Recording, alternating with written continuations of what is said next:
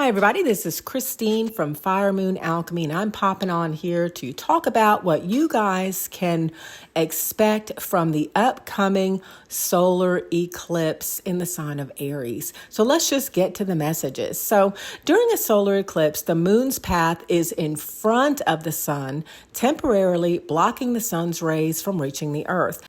Its effects on the collective are similar to a hard reset, much like unplugging a device and then plugging it back in again. Particularly full solar eclipses, which is what we are going to be experiencing in North America. Now, we've got Mercury in retrograde in Aries at the same time, as well as Chiron, our soul's wounded healer, is strongly activated as its placement is directly next to the solar eclipse.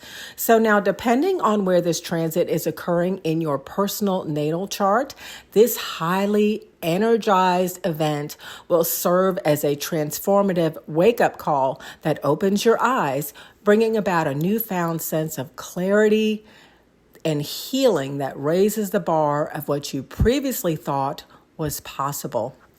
Now, the numerology of this transit adds up to the number 20, which is judgment in the tarot major arcana.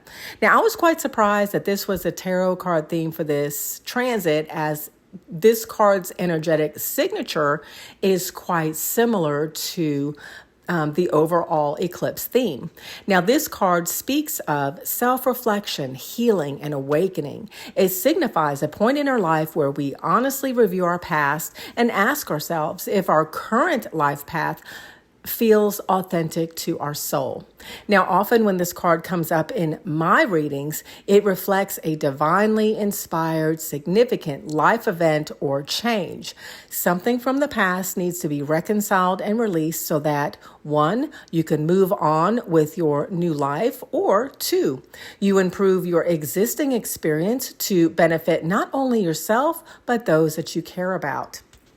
Now, keep in mind the energetic effects of this eclipse can last for up to 6 months. So this gives you, an approximate time period to prepare or implement changes if you so desire. Now, what I decided to do was pull a tarot card and pair it with judgment, and just to kind of delve a little bit deeper for everybody in each sign to find out how each of you can work closely and beneficially with this solar eclipse energy.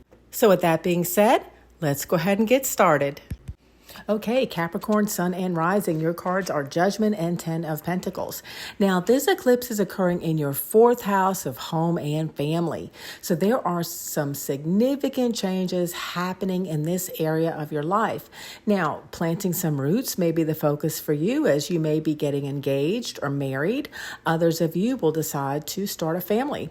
Plans for home improvements or additions to the home may be in the works. Now, if this is you, be prepared for some possible delays in approvals or start times, as well as potential challenges in obtaining building materials. We've got Mercury in retrograde, and it just points to some delays like that.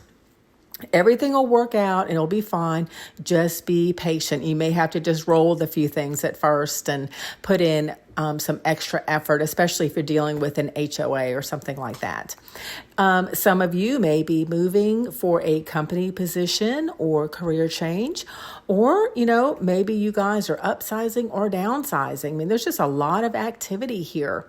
Others of you may have a family member or even someone that you consider as such coming to live with you, or maybe you guys are moving in with somebody. Now, on the internal psychological side, this eclipse may bring up some memories from early childhood. Now, especially if you're moving and going through your things, here we go. We've got those memories and pictures and things like that that will come up, and that may be a trigger for you.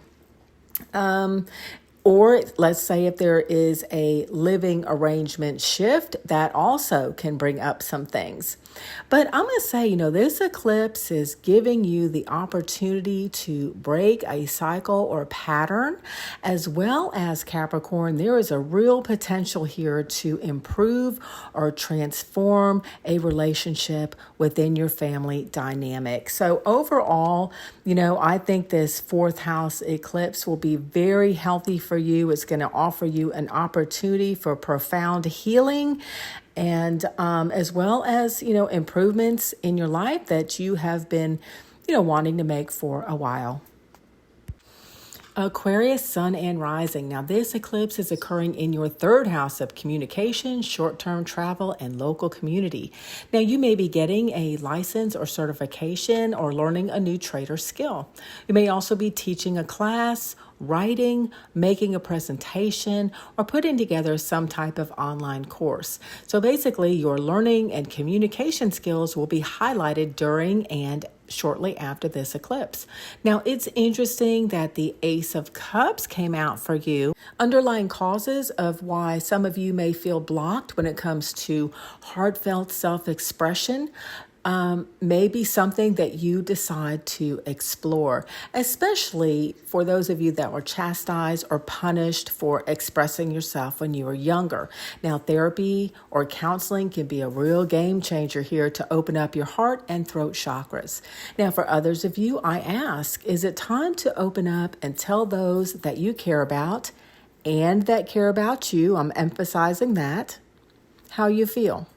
The Ace of Cups indicates that they would embrace your more sensitive side. As the third house includes siblings, there may be an opportunity to heal from or to improve a relationship as well. A small group of you may be taking a course or becoming certified in some type of holistic healing or metaphysical arts. Now, for those of you that are still deciding whether or not to do it, I'm going to say, yeah, go ahead and do it. Now, on the more mundane level, some of you may see changes in your local community. Some things such as HOA rule revisions, new fees, or other changes in local ordinances. So definitely pay attention and get involved if need be. Okay, Pisces, sun and rising sign. So your cards are Judgment and the Seven of Cups. Now, this eclipse is occurring in your second house of personal finances, possessions, security, and what you value. Now, anything contributing to financial or emotional instability is going to be highlighted for you during and directly after this eclipse. Now, most likely this transit is going to bring up a situation that shows you where you are potentially getting in your own way. So have you been procrastinating on taking a realistic view of your spending habits? How much do you have in your savings account for emergencies? Have you been putting off applying for that better paying position or maybe even starting a side hustle or business? And what about checking into that 401k at work? And would learning a trade or skill, enrolling in a class, or obtaining a certification or permit enable you to make substantially more money and or qualify you for a raise or future advancement at the company that you're working at now? These are just a few financial questions that may be highlighted for you. On a psychological level, this eclipse is going to bring up people, situations, and habits that may be a distraction, which is pulling your precious time and energy away from pursuing successful endeavors. There's a real opportunity for financial and personal growth when an eclipse is in the second house. Blockages that stand in the way of your success, money, and self-worth can be addressed and cleared. And again, as I mentioned before, they're most likely going to be highlighted, so you're going to know what they are. And this paves the way for you to confidently take the initiative to pursue and achieve your financial goals unencumbered by internal or external influences. Okay, everybody, I hope you found these messages helpful. And if you did, please like and subscribe. And I'm wishing you guys the best of success and lots of love during and after this new moon solar eclipse.